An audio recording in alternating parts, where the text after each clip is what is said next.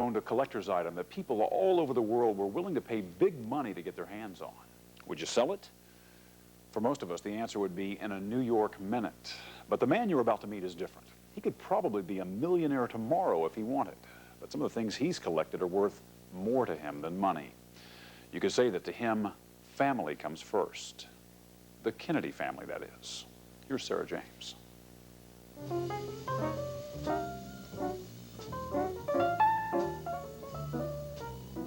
It seems they will always be the way they were then, so young, so vibrant, the mystique only growing stronger as the years pass. Today, anything touched by the Kennedys fascinates us. Common things like newspapers, political buttons, photos, as well as personal possessions, anything but common, such as John F. Kennedy's Ray-Ban sunglasses, a West Point ring, complete with presidential seal, and a pair of early 1950s passports of the then congressman and his new bride. His inner circle, Dean Rusk, Robert McNamara, Pierre Salinger, and the president's personal secretary, Evelyn Lincoln. Many people wrote back, and some relationships blossomed. Mrs. Lincoln was a very dear friend of mine, as was a lot of people in the administration. Over the years, White says he spent more than $100,000 on his collection, but the most extraordinary articles were given to him by Evelyn Lincoln and others he got to know. They were passed on to me to carry on the name of President Kennedy because that's the way people like Mrs. Lincoln would have wanted it. Evelyn Lincoln died in 1995 and willed Robert White several pieces of Kennedy memorabilia, including this. So he actually used this chair. This was Yes, his chair. Very much. Do you mind if I sit in it? Oh, no, please. Did other people Be my sit guest. in it? This was the chair that I was told that there's been more famous people sit in this chair than any chair in history. Khrushchev, de Gaulle, Truman. The rocking chair is undoubtedly the most famous type of furniture from the Kennedy White House. The president used the chairs to soothe a bad back.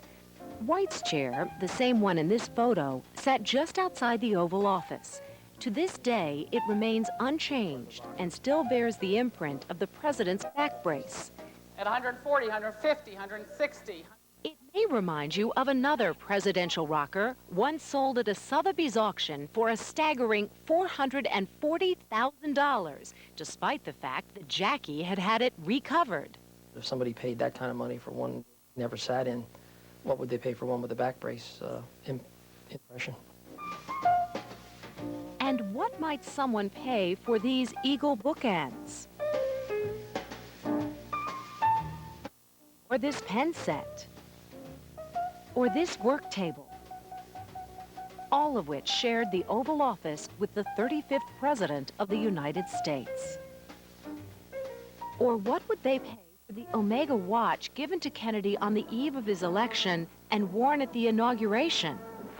Ask not what your country can do for you. Ask what you can do for your country.